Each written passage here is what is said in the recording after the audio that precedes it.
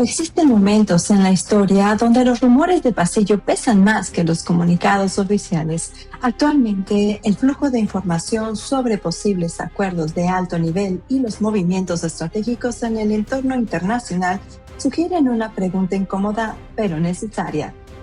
¿Estamos presenciando el reordenamiento final del régimen castrista en Cuba o una evolución táctica para asegurar su permanencia? Para desentrañar los hilos de esta compleja red, nos acompaña hoy Julio M. Schilling, politólogo y una de las voces más agudas para interpretar la realidad de nuestra región. En este episodio no solo analizaremos cifras, sino la viabilidad de una apertura económica bajo el control actual y qué tanto espacio le queda al tablero geopolítico antes de una transformación total. Prepárense porque lo que vamos a conectar hoy es algo que no se ve en otros medios. Soy Jane García y este es Líderes del Mundo Hispano de The Epoch Times en español, periodismo independiente. Vamos a la entrevista.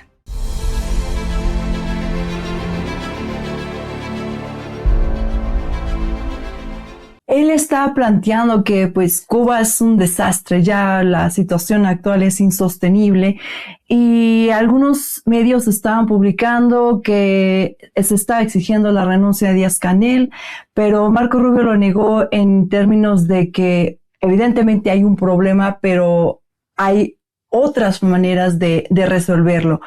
¿Cuáles serían esas maneras que podría estar previendo el secretario Rubio de resolverlo en relación a esta negociación, estos diálogos que se han venido dando con La Habana?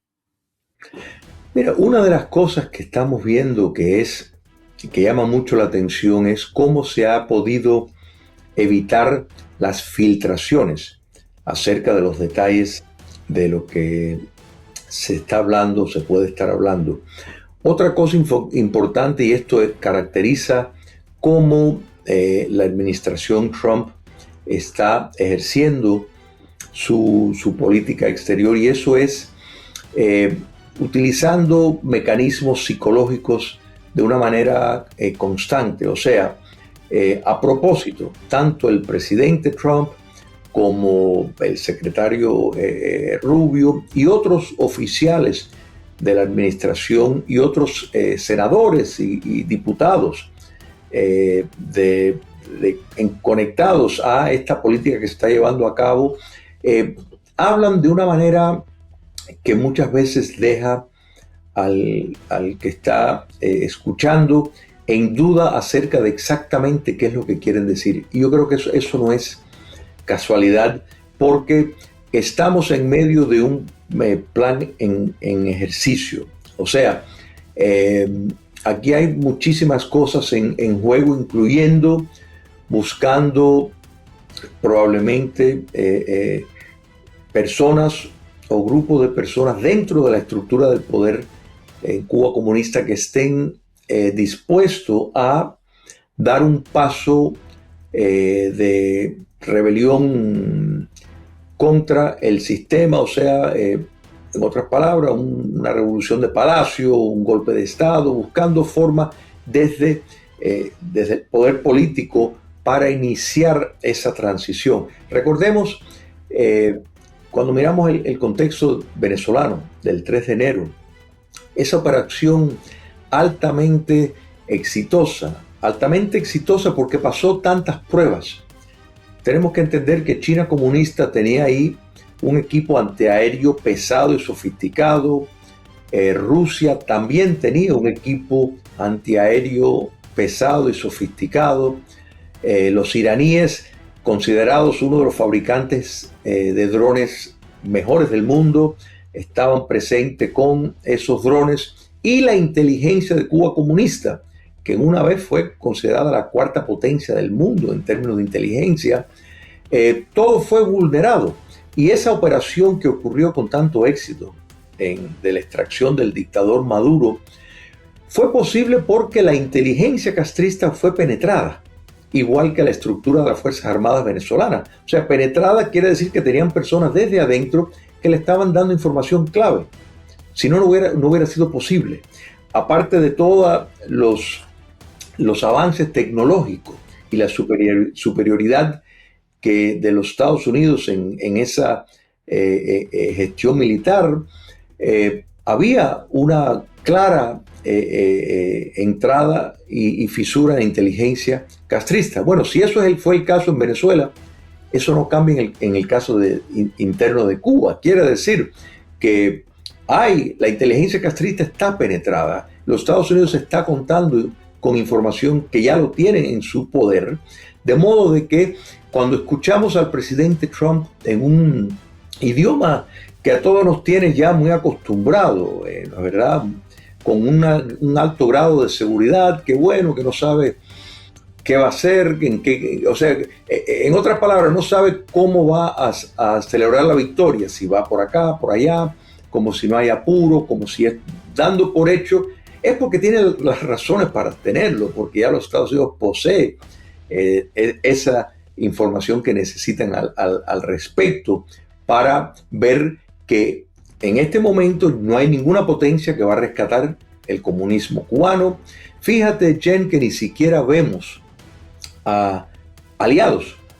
El dictador de Nicaragua no ha dicho absolutamente nada.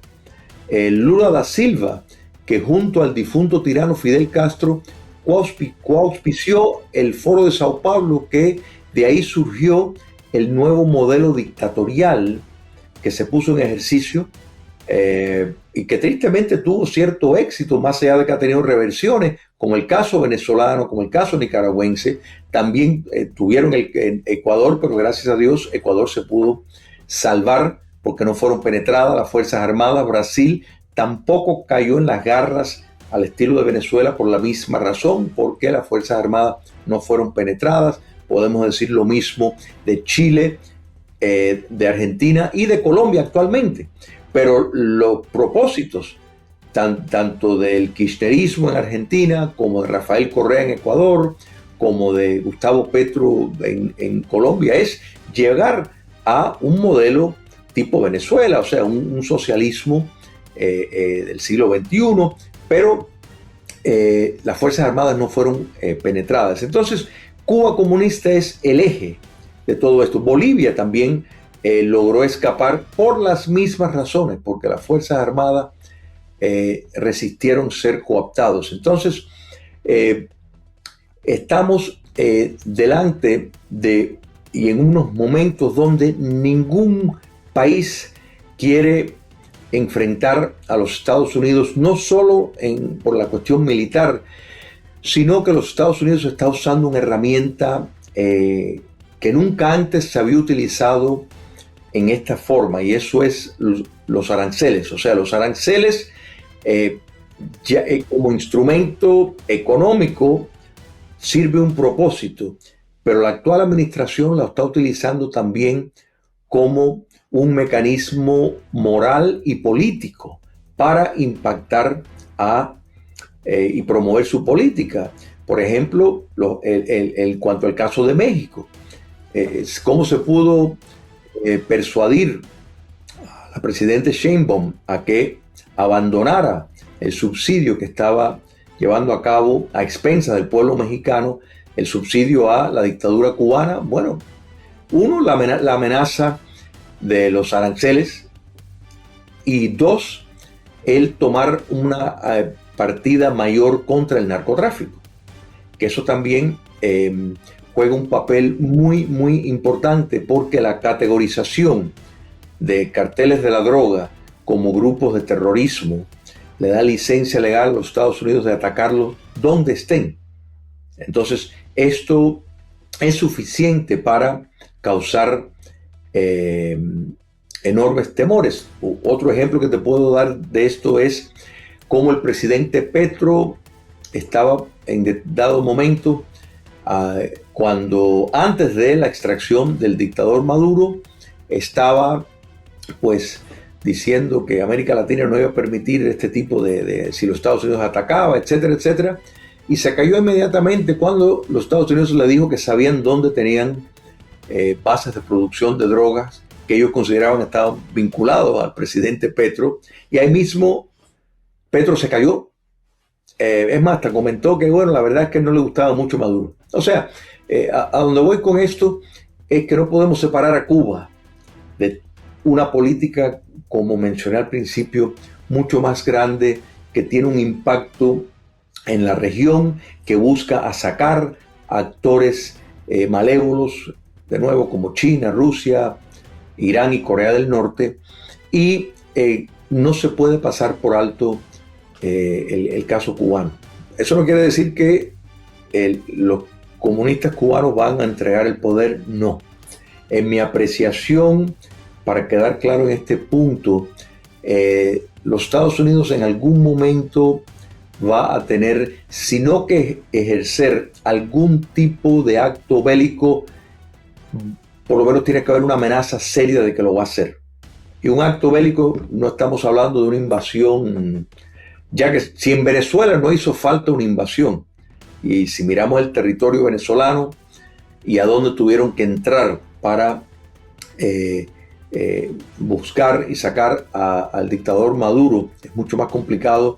Cuba es una isla, es sumamente fácil a los Estados Unidos poder entrar y tomar acciones contra objetivos calculados que sí tendrían un impacto de persuadir al castrocomunismo de abandonar el poder, que de eso se trata. Sabemos que la situación de los energéticos en la isla ya está colapsada, ¿no? Como bien lo habías mencionado, ya no cuenta con el petróleo de Venezuela, ya México ya le dieron indicación de Estados Unidos que no envíe más petróleo a la isla, y quedaban pues los grandes padrinos, por así decirlo, del comunismo en la región, tanto Rusia como China. Ninguno de los dos vendrá al rescate de esta situación, o ya la estarán dando por perdida en términos de otro bastión del comunismo para sus fines. Exacto, ya están dándolo por perdida. La razón por la cual Venezuela fue el primer punto fue muy calculado y muy importante. Primero, por el hecho de que en Venezuela habían equipos antiaéreos potentes de precisamente el trío maligno del mundo: China, Rusia y Corea e Irán. Entonces, los norcoreanos tienen un papel secundario en el sentido de que ellos hacen el trabajo manual de la presencia china. O sea, cada vez que tú ves una instalación de espionaje de China comunista, vas a ver a un montón de norcoreanos en la parte de trabajo, porque Corea del Norte es en efecto una dependencia de China comunista, que le hacen determinadas funciones a su instrumento de poder. Pero lograron en esa acción en Venezuela demostrar la superioridad tecnológica de los armamentos estadounidenses. Esto es muy importante porque tanto los chinos, y particularmente los chinos, porque China ha desarrollado mucho más la tecnología y las armas que dependen de altas funciones tecnológicas, y sin embargo fueron burladas totalmente. No le hicieron prácticamente ni un arañazo a un avión, o sea, neutralizados totalmente. También contamos que los Estados Unidos cuenta ahora con una nueva rama de las Fuerzas Armadas, que es el Comando Espacial.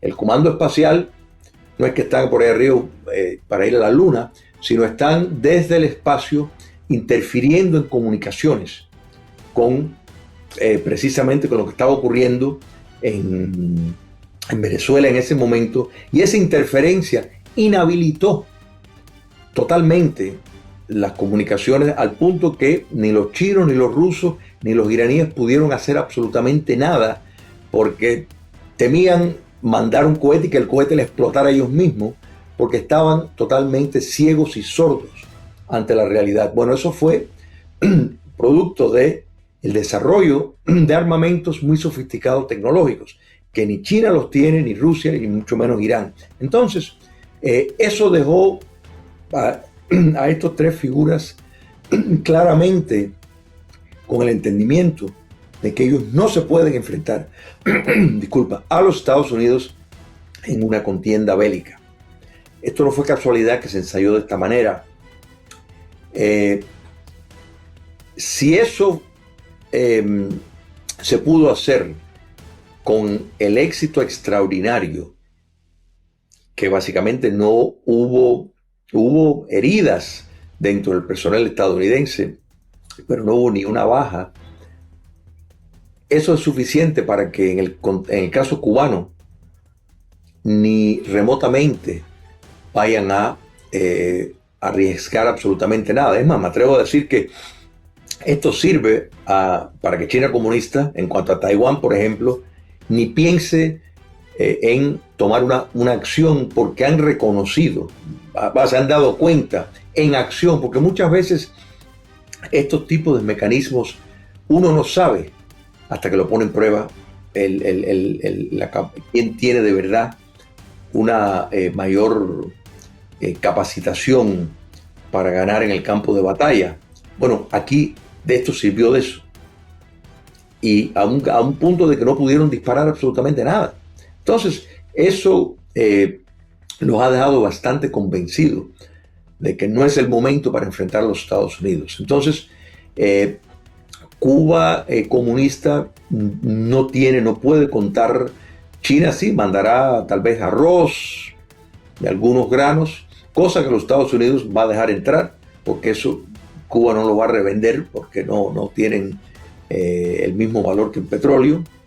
Y Rusia está envuelta en la guerra con Ucrania, que los servicios que Rusia le prestaban, que sí eran muy importantes, eran los bancos del dictador Putin en Europa para lavar dinero de Cuba comunista y esquivar las sanciones de los Estados Unidos. Pero una vez que Putin invadió Ucrania y los bancos rusos entraron en un periodo de un escrutinio mucho más grande, eso entonces le complicó no solo a Rusia su capacidad para estar como actor en los sectores financieros, sino a quien esos bancos rusos servían, y eso era el régimen no solo de Cuba comunista, también de Maduro y de los ayatolas. Entonces, todo esto, y fíjate que podemos ver desde la invasión rusa a Ucrania, cómo en Cuba prácticamente del día a la noche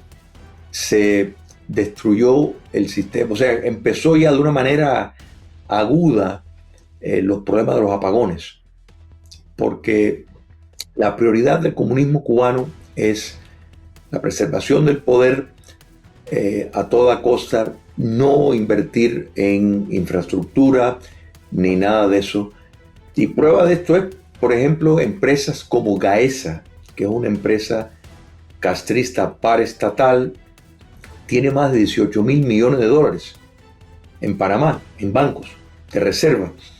Y están ahí y por supuesto no se ponen al servicio de haber mejorado en el momento que lo pudieron hacer, de llevar medidas de rescate, de alimentos, de artículos que pudieran entrar en Cuba, porque tenemos que recordar que los Estados Unidos, por ejemplo, la mayor cantidad de comida de que los cubanos comen viene de los Estados Unidos.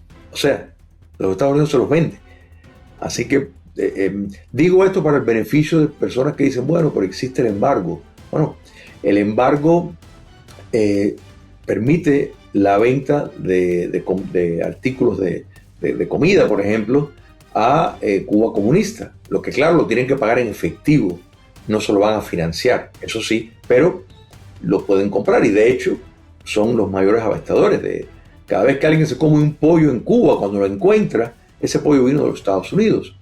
Y el estado caótico que estamos viendo es un problema sistémico que se viene produciendo desde 1959. O sea, si miramos todas las estadísticas, Cuba ha tenido una regresión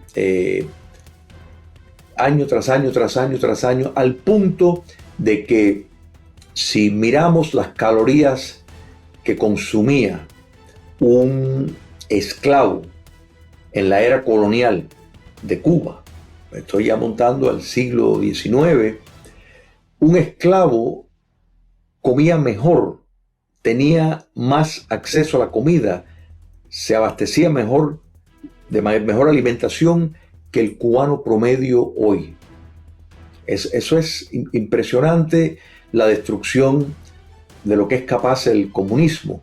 Y esto lo vemos para la población en general, porque si miramos la élite dictatorial en Cuba, nos damos cuenta que ellos decididamente no se ven deprivados de comida, todo lo contrario, se ven bastantes, llenitos, porque existe un sistema dual de la alta estructura del poder que tienen sus propios supermercados, viven en un mundo completamente separado y diferente al resto de la población. En esta parte, Julio, ha mencionado Díaz-Canel que ha habido una apertura a la inversión extranjera de cubanos en el exterior para poder traer sus capitales dentro de la isla como una de sus principales reformas en estos últimos días.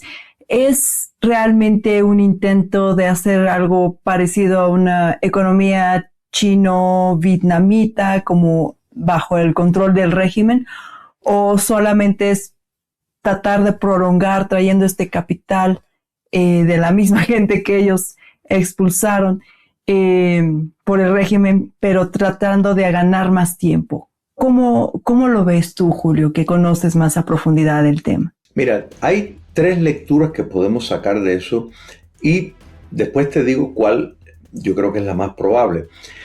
La primera es que es algo que ya se ha visto desde la década de los 90, y eso es, inician algún tipo de liberalización para después revertirlo una vez que ya superan la crisis. Esto lo hemos visto constantemente. Hemos visto cómo, por ejemplo, de pronto dan licencias para que personas puedan, por cuenta propia, hacer determinadas tareas laborales por su cuenta y ganarse la vida de esa forma, y al poco tiempo los sacan de circulación, pues introduciendo entonces una cantidad de reglamentos e impuestos especiales y trabas para que ya abandonen eso. O sea que este tipo de movimiento lo hemos visto constantemente. En cuanto a querer atraer a la inversión de los exiliados cubanos, de la nación cubana fuera de su territorio, particularmente los Estados Unidos, durante varios momentos, y sobre todo esto lo vimos cuando el acercamiento entre los Estados Unidos y Cuba comunista bajo el presidente Obama, hubo propuestas similares como esta de manera indirecta a cubanos exiliados que tienen diferentes negocios para ver si estarían interesados en regresar a Cuba, incluso con propuestas de tener espacios y preferencias si lo hicieran, pero no hubo ningún tipo de receptividad de parte de los exiliados, por la sencilla razón de que primero en Cuba no hay un Estado de Derecho. O sea, no hay las garantías de propiedad de los cuales esos cubanos que lograron hacer fortunas en los Estados Unidos, por ejemplo, no existen ni remotamente esas garantías. Segundo, tenemos que entender que el mayor robo de propiedad estadounidense, tomando en cuenta el factor del momento que fue, el 1959, el mayor robo de propiedad estadounidense que se llevó a cabo fue en Cuba, cuando confiscaron propiedades no solo de estadounidenses, sino más de 200,000 negocios y entidades comerciales de cubanos fueron confiscadas. Entonces, si a eso O sea, ocurrió a una escala extraordinaria donde no hubo ningún tipo de indemnificación, no es que fueron nacionalizadas y bueno, se le va a seguir un procedimiento de la ley, no fueron confiscadas y punto. Entonces, de parte del exilio cubano ha habido un mutismo y un desinterés total ante propuestas similares, de modo de que esta propuesta no convence a nadie. Pero aparte de eso, el embargo de los Estados Unidos requiere que los Estados Unidos otorguen una licencia para poder invertir en Cuba desde los Estados Unidos.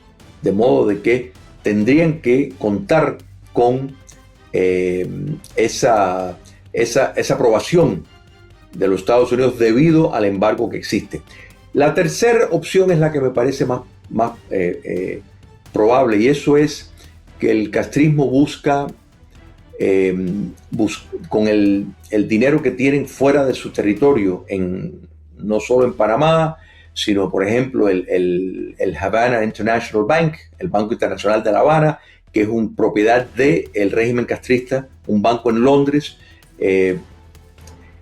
Tienen activos en Canadá, tienen activos en diferentes partes de Europa. Lo que buscan es lavar el dinero del narcotráfico y buscar que muchos de esos allegados a la dictadura castrista logren legalizar determinadas ventas de empresas estatales a esas personas que en están imitando más bien lo que ocurrió en Rusia. O sea, yendo hacia una cleptocracia como ocurrió en Rusia, y llamado a que los cubanos que viven fuera del territorio, por supuesto fuera de los Estados Unidos, para evitar el problema del tener que tener la licencia aprobada, pues buscan legalizar ese dinero que tienen escondido fuera de Cuba para entonces tener ya una legalidad en propiedad. Algo que de nuevo un gobierno democrático cubano en una Cuba libre debe de rechazar, y todas estas medidas, todas las adquisiciones de propiedades, de negocios que fueron logrados de esta manera, pues puedan tener una permanencia, deben ser abolidos y revisados todos. Pero eso es probablemente el escenario más lógico. Buscar, igual que por ejemplo las empresas llamadas MIPYMES, o sea, determinadas empresas mediadas, micro, mediadas y empresas de tamaños medianos. Estas empresas, la mayor parte de ellas surgen de personas que están allegados al poder político dictatorial.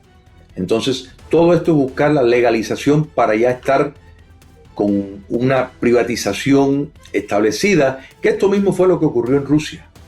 O sea, en Rusia ocurrió esto exactamente, fue la mayor campaña de privatización que se llevó a cabo de activos estatales, pero fueron a parar a manos de personas allegadas al poder político antiguo. Y eso es lo que busca la dictadura castrista en este momento. El panorama que hemos trazado hoy con Julio nos deja ante una encrucijada de realidades. Pero después de este desglose técnico, lo que más nos interesa es conocer su opinión. ¿Perciben este momento como un cambio de ciclo definitivo o creen que estamos ante una simple mutación del sistema para ganar tiempo? Su opinión es el motor que nos permite seguir profundizando en estos temas. Quiero agradecerles por ser parte de este espacio donde buscamos claridad por encima del ruido. Este canal crece gracias a personas como ustedes, que no se conforman con la superficie. Si este análisis les ha servido para entender mejor el contexto actual, ayúdenos compartiendo este contenido en sus círculos de diálogo. Esa es la mejor herramienta para superar cualquier barrera de distribución digital. Asegúrense de estar suscritos y tener la campana activa para que no se pierdan nuestro próximo análisis de fondo. Gracias por estar ahí y nos vemos en el siguiente video. Soy Jen García y esto fue Líderes del Mundo Hispano de The Epoch Times en español. Periodismo independiente. Hasta la próxima. Antes de irnos, lo dejamos con información que seguro será de su interés. La gira de Shenyun 2026 ha comenzado y usted puede revisar las ciudades en las que se presentará en shenyun.com. No se lo pierda. De nuestra parte es todo por el día de hoy. Nos vemos en la próxima entrevista. Un espectáculo realmente importante para cada uno de nosotros. Esto es lo que usted ha estado esperando.